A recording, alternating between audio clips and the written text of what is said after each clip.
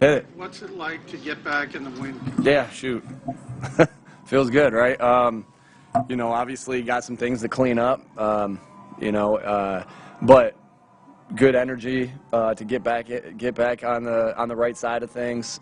Always better feeling correcting the tape after a win than after a loss, that's for sure. And so, we needed to get out of the funk that we were in, and sometimes that's just by getting a win. And I thought there was a lot of good things out there today. Obviously, I'll have to watch it and have some more answers for you guys about that. But a lot of good things. Obviously, the negative things, the turnovers. The turnovers that.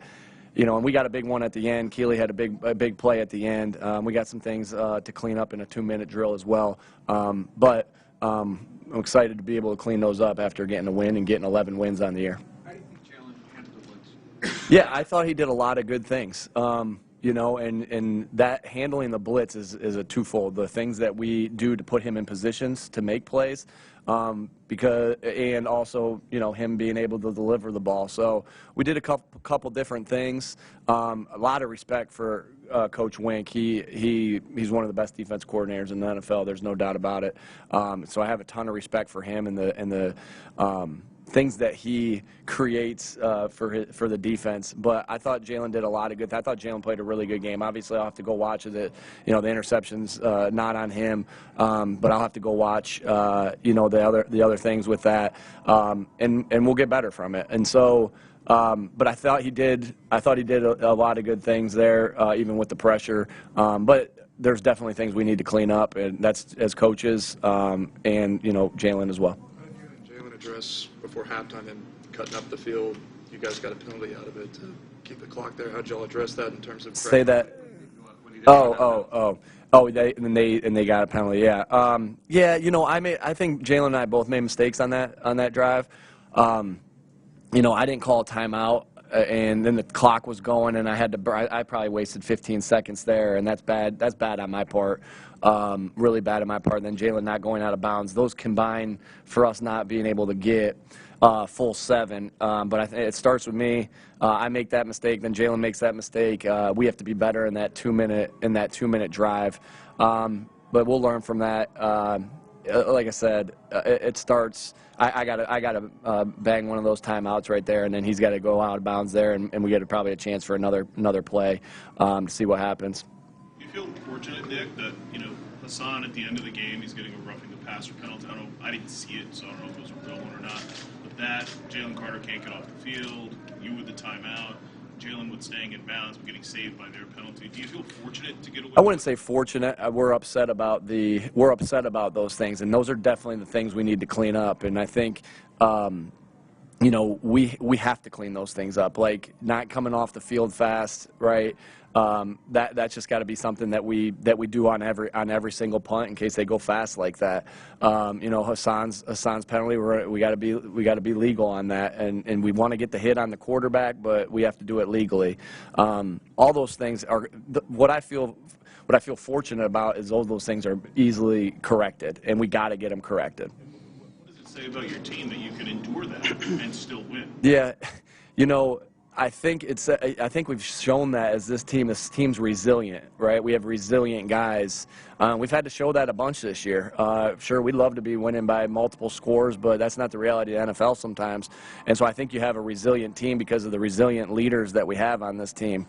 And so we were able to overcome, but to do the things we want to do, we can't make those mistakes. And again, like I said, that's always going to start with me. Anytime there's a game management thing or a penalty thing, I'm putting that 100% on myself. But we'll get in the film room and make sure we get it corrected. And I'll own my mistakes. I know the players will own their mistakes, and we'll get better from it. What was the key on that drive following the pick six? Yeah, the key was that 3rd and 16. What an unbelievable play by Jalen and AJ. And then being able to ride that momentum, right, to run the ball, and get down there and finish the drive. I think, was it Swift that finished that drive? Yeah. Man, Swift played a great game, didn't he? But I think that was the key, Zach. It was an unbelievable. We're in sometimes in those third and real longs, it takes a great, like, there ain't a lot of plays that you can draw up on third and, was it 16? Third and 20. There are not a lot of plays you can draw up on third and 20, so it was just an unbelievable individual effort by Jalen, by A.J., the offensive line, giving Jalen enough time to be able to escape and step up in the pocket and fire the ball to A.J. So, yeah, that to me is the key, and that to me is when you're getting when you're in a little bit of a rut, and they had scored off of 2 turnovers, scored 15 points off 2 turnovers. We talk about that a lot in training camp, like, and hey, we're in a rut. Someone's got to pull us out, right? So we got to do a good job as coaches putting y'all in position to make plays, and then someone's got to make a play and pull us out, and Jalen and A.J. did just that in that particular case. Yeah, of course you can hear that. Yeah. No, we call the plays we feel like we need to call in the situations we need to call it, and I thought we did a really nice job, running it and passing it today. And so, but yeah, you can hear that, and I think I'd hear that too, even if I had a double headset on. So sometimes too, I hear you, but sometimes we gotta let Jalen make some calls at the line of scrimmage. So maybe get that chant going, and then Jalen's got to quiet him down and let it go down a little bit. You guys to that the 4-minute drive at the end of the game. It seemed like you needed every second of that drive. How important was it? Really important. It feels like we've had a bunch of 4-minute drives this year, sometimes being successful, sometimes not. We spent a lot of time working on that, and it was again some of those runs by Swift and the offensive line to open it up, and the tight ends. Like, it was just a good team effort to take that clock down, be able to sometimes. What's not said sometimes in a 4-minute drive is, the field goal was huge to put us up 8. Getting them to use their timeouts was huge. The management of the game by Jalen to hold the huddle, break the huddle at a certain point to make sure we're using every second of the clock. We had one mistake in there that we probably snapped it a little early. I got to do a better job communicating with Jalen. Hey, there's a penalty here. The clock's going to run. Let's use all 40 seconds of that. That's 100% on me to make sure I'm communicating that. But really good operation. I mean, that's led by Jalen. The operation out there in a 4-minute. Because you tell me, where did that drive start? About 7.5, maybe 8. Yeah, somewhere in there, I think it was, and there was a lot of time eaten up off the clock that put them in a position where they had to run a last-second play from the 26-yard line. So, like I said, just really good job, operation, and then job by the offensive line and DeAndre and the tight ends making the run game go. Coach, all throughout the season, you guys have been talking about playing your best game. Are you starting to play your best game of the season? How close are you now? Will you ever get to that point? You hope you're getting close, right? You hope that you're getting close at this point. We know we got better football in us, to be 11-4 and still have better football left in you, that's encouraging. But let's go. We got to get there. We got to get there too. And saying we got 2 more games before the playoffs start. All we're thinking about is this next game against a team that's going to come in here and try to take what we have as well. And so again, it just goes back to the daily grind and having your mind prepared to go through the daily grind. But I can't say enough about these guys of how much they want to be excellent and how much they want to make plays for each other. And so we got a great group of guys, and I know they're working like crazy to get us to be able to play our best ball. Couple more. Conversation with the Lamade at the opening kickoff the second half. What happened there? Yeah. Obviously I'll look at the tape, but it felt like Boston was going backwards a little bit. It's tough to return the ball when you're going backwards. It looked like OZ was trying to get a block, got pushed back into it.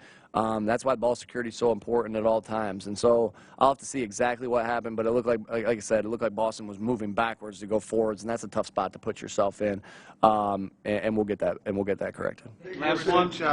Britain setting the tone with the punt return, but also you got him involved with the bubble screen and north-south. He seems to have that short area. Yeah, that's why we wanted to get him that opportunity there. I think he gained about 7 on that one. He's going to tell me he should have housed it. But, man, what a weapon. Like, I don't know, y'all have votes for Pro Bowl?